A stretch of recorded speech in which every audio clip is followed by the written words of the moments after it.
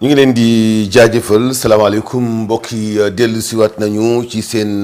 numéro bu mujj te la juma bis bu mujj ci ay bis bi ngir faram fàccee leen li nga xam ne mooy li gën a fës ci ay xibaar ci Sénégal li ñu ko baaxoo ci seen émission solo matinal Fatou Abdou asalaamaaleykum. waaleykum salaam El Hadji Mansour ñu ngi lay nuyu bu baax a baax di nuyu également encore une fois Al Amine Senghor ñi ñu toppoon depuis ce matin sur la 96.1 mooy rajo bi télé bi. ngeen ñuy topp kon ci canal 353 canal plus TNT canal 33 duñu fàtte nag ñi nga xamante ne ñoo ñuy suivre depuis le début de la semaine lundi ba aujourd'hui nga xamante ne ñu ngi ci àjjuma mooy ñi ñuy suivre ci sunu ay plateforme digitale di commenter di liker ñu ngi leen di jaajëfal bu baax a baax ci topp gi nga xam ne topp ngeen ko Solo Média safoo ko bu baax El Hadji Mansour. Lamine asalaamaaleykum. waaleykum salaam El Hadji Mansour maa ngi lay nuyu di nuyuwaat Fatou Abdou Ndiaye ak mboolem ñi ñuy teewlu. di wax aljuma mubarak di profiter encore une fois di ñaanal suñu kilifa diine yi yal nañ fi yàgg lool te weer kilifa aada yi yëpp ndax réew mi soxla na leen di ñaanal suñu ay waajur ñaanal ñëpp yal nañ fi yàgg lool te weer macha allah rabbi alaaji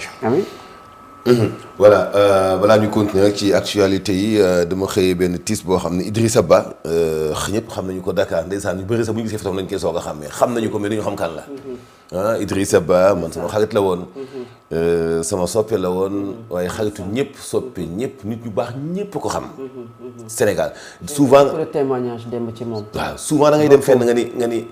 kii xawma ko woon fenn gis woon naa moom fenn non si kanam gi rek da nga koy gis bien sûr foo dem gis ko fa si fekk na benn nit bi la parce que du tardé fépp fu ndaje mu baax am dëgg la du daje du dem du wuute fépp foofu ay nit ñu baax nañu fay dajee vraiment man daf ma ëmbaloon cofeel goo xamante ni dafa jéggi dayoo fu mu ma gis daf may laxasu te temps ci man yàlla na ko yàlla yërëm en tout cas suuful kenn xaritu ñëpp la woon soppe ñëpp la woon non feeñ na démb j'ai vu tu as vu que c'est Mbagnick Diop là waaw j'ai vu démb Khadim Bamba Diagne j'ai vu même des amis d'enfance bi laa jël ni Mbagnick ndeysaan si j'ai vu même des amis d'enfance Rokhaya Niass si moom la ñu dénkoon sëñ Ousmane bi nekkoon Gueule Tapée moom it mu làqu gis naa démb mu publier ko et beaucoup de personnes yoo xamante ne daanaka ci fil d'actualité bi après nag boo zoomé photo bi et puis tu te dis mais ce visage là il m'est familier soit mës naa dajeek moom fenn wala seetaan naa ko baax rek am solo parce que liñ naan ku baax bu demee ngay xam ne baax moom moo am solo ak seede yi c'est très important yàlla na ko sunu borom yërëm comme ni nga ko waxee El Hadji Mansour Idrissa Ba yàlla na ko sunu borom jéggal yàlla na ko sunu borom xare àjjana yàlla na rëccu sax nag lu mu doon def ci àdduna en tout cas ñu ngi koy jaal toute la communauté musulmane je pense même la tarixa tidiane également ñu ngi koy jaal ñëpp nit ku baax la woon nit ku amoon yëg-yëg nit ku jigéen nit wax dëgg yàlla manqué nañu bu baax Idrissa parce que man wax dëgg yàlla ku doon faral di saafante ak moom la et ku doon def fu ma ko gis toog ak moom waxtaan lu yàgg et du wax lu dul lu rafet nag yàlla na fu mu jëm dàqal ko fu mu jógee wéetal nañu bëri ci umma bi wax dëgg yàlla Alamine kon ñu bàyyi la nga daal di dem ci yéenekaay yi jërëjëf El Hadji Mansour sur le quotidien tey wax na ci li nga xamante moom la ay di njàmbat démb ba léegi muy ñeel wàllum constitution bu Sénégal xam ngeen ne député yi majorité parlementaire yu nekk ca pencu ndaw réew ma dugaloon nañu ngir ñu soppi yenn ci ay pàcc ci constitution bu réew bu Sénégal président de la République saisiroon conseil constitutionnel mbir ba dem ca la nga xam moom mooy procédure d'urgence tey jii conseil constitutionnel génnee na la nga xamante moom mooy verdict ba Bassirou Diomaye Diakhar Faye ba mu saisiré conseil constitutionnel Sénégal kon yéenekaay bi nee na le conseil constitutionnel sauve le Sénégal d'une crise institutionnelle gannaaw bi nga xamante ne invalidé na révision constitutionnelle ba El Hadji Mansour ci jàngat nan lañ ci mën a jàpp bon yoon bu bokkul ak ñi ko ñu bëri interprété parce que ñoo dañu jàpp ni xëy na guerre la woon dañu jàpp ni xëy na xeex la dañu jàpp ni xëy na bras de fer la boo xamante ni mun na teese ji ci ëtt bi wala ci penc bi non conseil constitutionnel bu jëlee dogal mooy dogal bi mujj ak lu mën di amit nag moom dogal bi muy jël mënee su ko soppi comme ni ñu mën a soppee dogal bi ñu saxal mu jóge ci ay député à l'Assemblée nationale député yi ñoom ñooy saxal loi voté nañu benn coppiteef gu ñu bëggoon ci constitution bi bu Sénégal ñu fàttali ni constitution bi du député yi ñoo ko moom du président moo ko moom Sénégal gi yëpp moo ko moom ñu am ñoom nu ñu gisee ni noonu lañ ko war a soppee bi ñu ko defee ñu xaw leen a contre ci la ñuy def ñu wane ni ñoom ñoo am majorité à l'Assemblée nationale def ko ni ko yoon santé donc ñoom jàdduñu yoon président de la république def mandat muy ni ngeen ko gisewuma ko noonu est-ce que doo leen fekk si ci ni ma ko gisee ñu ko déedéet ñu dominer ko maanaam ñu weddi mandat bi mu defoon wala amendement bi mu defoon mu jokkoo conseil constitutionnel bi leen féete kaw ñoom ñëpp léegi conseil constitutionnel lii la wax donc question bi nekkatul wàllu yoon fi ñu ko yóbboo wala Sonko mu song Diomaye ou Diomaye mu song Sonko de toute façon dina am confrontation politique nag laa wax confrontation politique parce que fooguma ni am na foo xam ni wala am na yu ci wàllu émotion daañu fa egg de toute façon li xew ak li am mooy xëccoo gi ci wàllu politique conseil constitutionnel jël na dogal fekk si ko moo ci des li des ci kanam nag mooy xool président de la république tomb yi nga xam ni moom la jam ci révision constitutionnelle bi tomb yooyu mu jam est-ce que mooy yi mu jamoon démb te mujj ko bëgg ko daganalat wala déet foofu la question bi nekk ak bañ a jël yi ndaw ndawaan yi dëkk def ay prétexte ba egg ci di dàq élection yi c'est-à-dire que defe naa ni bu kenn ci ñoom jiitalu intérêt politique à 100% waruñu def ci ñaari pàcc yépp lu mën a tax ñu dàq élection locale yi et toujours ci leen di dànkaafuwaat parce que élection yi mu ngi xeeñ ak dàq te ci seen caprice ak émotion yu ndaw ndawaan yi ci diggante politiciens yi moom la kilifa yi diriger di topp bañ ci rendre compte ba ñu egg ci moment boo xam ni dootuñu mën a bañ a dàq élection locale yi te foofu la wax ji nekk Lamine man loolu donc lay tiit dogalu conseil constitutionnel kenn amu ci pexe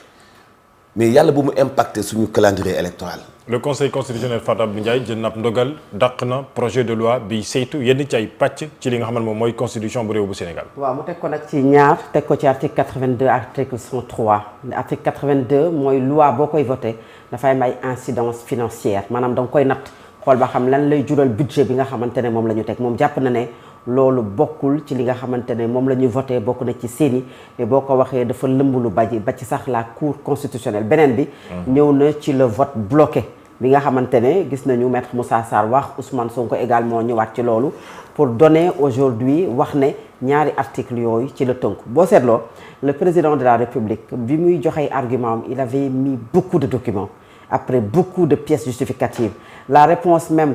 du conseil constitutionnel ci ñaari article kese la ko tënk moom xëy na guddul trop mais aujourd'hui le conseil constitutionnel dekk moom nangu na mbir mi donc recevable beneen bi ñëw na annuler cette procédure bi nga xamante ne les députés yi nga xam ne ñoom ñoo faroon ci majorité bi def nañu ko léegi nag li ñu wax moom mooy les décisions du conseil constitutionnel ne sont susceptibles d'aucun recours loolu article 92 bu constitution bu Sénégal moom moo ko daal di xamle te décision yi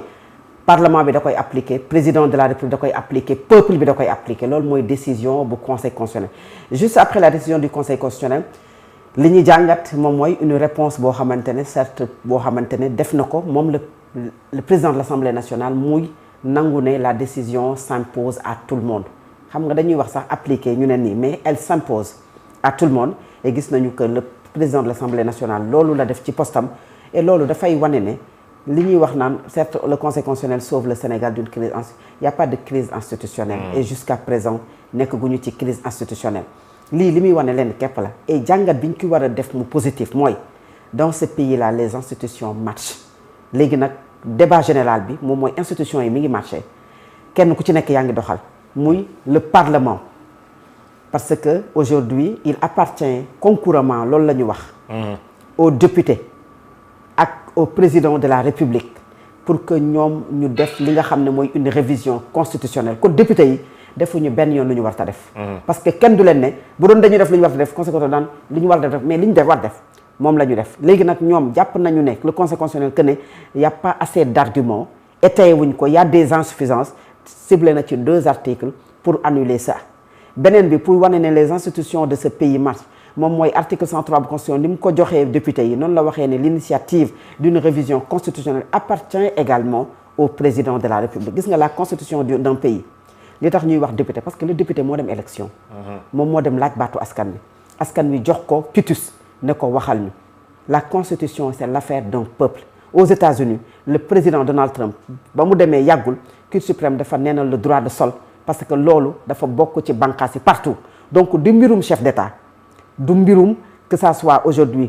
président de la République président assemblée nationale wala ki nga xam ne moom mooy même le pouvoir judiciaire mooy les représentants du peuple mooy le peuple ñan ñoon représente mooy les députés. Donc les députés ils sont dans leur rôle, ils ont introduit, le conseil constitutionnel est dans son rôle mooy maanaam moom moo war a trancher jusqu'à présent parce que soppeeguñu ko pour wax le droit. ma jàpp ne le conseil constitutionnel dafa taxaw fii ne dañoo introduire recours pour la réintégration d'Ousmane Sonko mu ne leen loolu moom il est incompétent tëggu ci règlement intérieur Assemblée nationale ñi ànd ak Ousmane Sonko d'accord ci nit ñi tàccu nit ñi kontaan. Aujourd'hui il prend une décision boo xamante ne am na ñu ànd ak Ousmane Sonko ñoo xam ne xëy na leneen lañ doon xaar am na ñu àndoon ak Bassirou Diomaye Faye ñoo xam ne aujourd'hui ils applaudissent et quand tu vois même la une d'écoute da ngay gis ne ñenn ñi ils applaudissent parce que dañoo jàpp ne aujourd'hui c'est un revers boo xamante ne la majorité parlementaire am nañu ko. Mais quoi qu'il en soit dans un pays il faut l'équilibre des pouvoirs. Ce pays-là bu weesoo du factuel bu weesoo état cadre général bi ñuy wax ci droit ak bu ñu ñëwee ci analyse politique mooy on a un régime boo xamante ne le président de la République au Sénégal je parle pas de nom que ça soit Macky Sall Bassirou Diomaye Faye ak Maître Abdoulaye Wade mooy c'est comme s'il est le représentant de Dieu sur terre. Au Sénégal le président de la République a trop de pouvoir plein de pouvoir ba nga xamante ne lu ci bari ci loo xamante ne daf koy bëgg soo moytuwul daf koy am maintenant nag loolu pour que ñu soppi ko dafay laaj ay waxtaan yoo xamante ne aujourd'hui tous les pouvoirs ak ñëpp dinañu mën a toog waxuma nag waxtaan yi nga xamante ne dañu koy def tout simplement parce que dañoo bëgg def ay contournement tuddee ko ay concertation tuddee ko ay dialogue mais le fait qu'un président de la République dans nos pays africains et surtout au Sénégal a trop de pouvoir ba nga xamante ne tey li mu bëgg moom lay def ba nga xam ne amaana contrôle bi nit ñi war a def ci moom ci li nga xamante ne moom la yor parfois dafa am ay insuffisance mais ça demande quand même nit ñi toog waxtaane ko Sénégal c'est régime présidentialisme bi mu am au moins mu wàññee ko à la mine Senghor. li ñu ci mën a jàpp daal mooy conseil constitutionnel daal dinay neenal révision constitutionnelle bi nga xamante ne député yi nekk ca pencu ndaw réew ma rawatina groupe parlementaire majoritaire bi di PASTEF daal dinañ ko woon a taxawal adopté ko ñaar fukki fan ak juróom-ñeent ci weeru juin bi ñu génn loolu la yéenekaay bi di Le Point daal di xam ne Vox Populi ñëwaat na ci argument yi nga xamante ne 7 sages yi teg nañu ko ngir mën a neenal maanaam censurer li nga xamante moom moo nekkoon ba bëtug député yu Pastef muy coppi yenn ci ay pàcc ci constitution bi. Alaaji Mansour lu ñu ci mën a jàpp mooy Ousmane Sonko nee na comme ni ñu ko waxee sànq d'accord na il prend acte ca wet ba it convoqué na li nga xamante ne moom mooy membre bu bureau bu assemblée nationale tey ci ngoon nan la ñu mën a jàngatee aujourd'hui taxawaayu Ousmane Sonko waaye li nga xamante moom mooy acte bi ñu tegaat. muy convoqué bureau assemblée nationale tey ci ngoon. bon mooy suite bi ci am mooy li ma la wax rek après dogalu conseil constitutionnel il faut mu am yeneen yoo xam dafay judduwaat foog mu am yu amaat parce que fi mu nekk nii ci calcul politique la ñu nekk ñi féete ak Diomaye dañuy def calcul politique d'ailleurs moo tax démb nga gis ni ñuy précipité seen communiqué bi ñu génne c'est juste pour jiitu ci wa milieu communication bi. pour ñoom féliciter encourager ngandal décision bu conseil constitutionnel alors ñëpp xam nañu dayoo conseil constitutionnel c'est normal. Ousmane Sonko rencontré bureau heureusement bu assemblée nationale donc toujours mu ngi tënku ci cadre constitution bi ba tey et ci li mu jiite aussi muy institution bi donc ci bureau boobu lay seqal waxtaan c'est vrai que majorité bi ay patriotes lañ donc ñu moo xam lay seqal waxtaan mais jàpp ma ne dina doon ndaje boo xam ni pour dem ci bras de fer lay nekk pour indi beneen proposition wala def leneen. mais beneen ndajel mën na nekk ndaje boo xam ne dañuy càmbar pourquoi exécutif nekk ci position defante bon kenn xamul au fond mais jàpp naa ni du ñu woote ndaje boo xam ne ndajem defante lay doon wala indiwaat leneen loo xam ne dafay rendre le pays ingouvernable.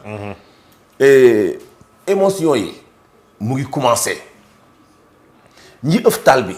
di ku ñu jox raison ci dogalu conseil constitutionnel et kii gagné na premier combat am kii réussir na baptême de feu kenn ku nekk ak ni ngay bindee ci say expression yi ngay utiliser pour gën a mën a toucher émotion yi. et ça commence ce qui est malheureux mooy da ngay xool juste ci quelques télé yi nga xam def nañ débat réaction wu nit ñi les insultes commencé waat na appel combat à la rue commencé waat na te doo xam ci ban côté lay jógee ñi nga xam ñu ngi manipuler. parce que bul xeeb toujours ñiy jouer ci biir commentaire yi la ñuy jaar surtout boo xoolee boo seetaanee lu matu 10 vidéos da ngay comprendre ban appréciation la population bi am mais aussi daf lay permettre nga mën a diagnostiquer réaction ñi nga xam ni bon ñoo nekk ci kaw tey jàngat bu fekkee benn situation am na tey ñu néew ñu jël benn constitutionnaliste laaj ko pour mu joxe xalaatam ak wax pas xalaat sax comme ñun nit ñuy def chronique ou commentaire mais mu wax exactement texte bu Sénégal fan la ñii nekk les 7 sages li ñu argumenté fan la nekk ci biir constitution bi ñu ni lii ak lii nii la demee. ba léegi toujours communiqué partisan la ñuy jël rencontre ñu parparloo commentaire ñu parparloo mais amul benn yoon boo xam ne tey ñu ngi xool te lii nii mu ngi fëgg bunt am na benn journal sax bu bind ni benn quotidien bu bind ni est-ce que Diomaye dina mun essayer pour jàkkaarloo ak xawma mbedd mi je ne sais pas genre yu mel noonu. wax ay confrontation de la rue. est-ce que coow li egg na foofu alors moment bi nga xam ne président Diomaye dafa argumenté voilà mu ngi nii colère de la rue c'est un peu compliqué quand même egg agsi wuñu fii agsi wuñu fii quand même kii dafa aw ci wàllu yoon. kii aw ci wàllu yoon. comme ni ko yéen kaay waxee président bi muy bind conseil constitutionnel daf ko argumenté pièce parce que am na ay conseil juridique yoo xam ne jigéen nañu ko am na ay conseil ci wàllu yoon yoo xam ne xelal nañu ko ni ko nii ngay jokkoo ak conseil constitutionnel alors am na ndam ci côté boobu noonu mais yeneen di jiitu dañ doon am ndam ci yeneen ak yeneen donc deuxième institution de la république di assemblée nationale bu ñu dajee tey daañu waxtaan ak ñi leen di xelal aussi ci wàllu yoon am nañu ñoom itam ay juristes sax yu nekk ci seen biir comme ay ñoom Amadou Ba mun nañu introduire leneen assemblée nationale bu ko jaree sax nag mais bu ko jarul sax nag jaru ko parce que réew mi nag foog ñu xam ne kenn moom ko ku def lu dul yoon da ngay xam def nga lu dul yoon. président de la république fii réew mi tollu tey koo fëgg danaan la kenn xalaatul woon ni daañu fa yegg parce que moom bi muy campagne du lii la ñu digoon mais aussi ñi nga xam ñoo ko faloon pour sanctionner ñi fi nekkoon pour jële fi système bi. bu ñu gisee le système est toujours là nañu bàyyi ak méthode bi ñu jaaroon mais bu kenn foog ni yëf yaa ko moom da nga am monopole boo xamante ni li nga xalaat ou li nga bëgg loolu donc lay demee du demee noonu nit ñi dañuy continuer ñu jëlewaat fi li fi nekkoon ci anam goo xam ne du am tey ñu ngi continuer di jooy les morts ba léegi mënaguñu am justice ba léegi pour jox leen seen ay ndàmpaay ça pose problème mais mën nañ ba ñu eggaat foofu te du tee daañu bëgg a changer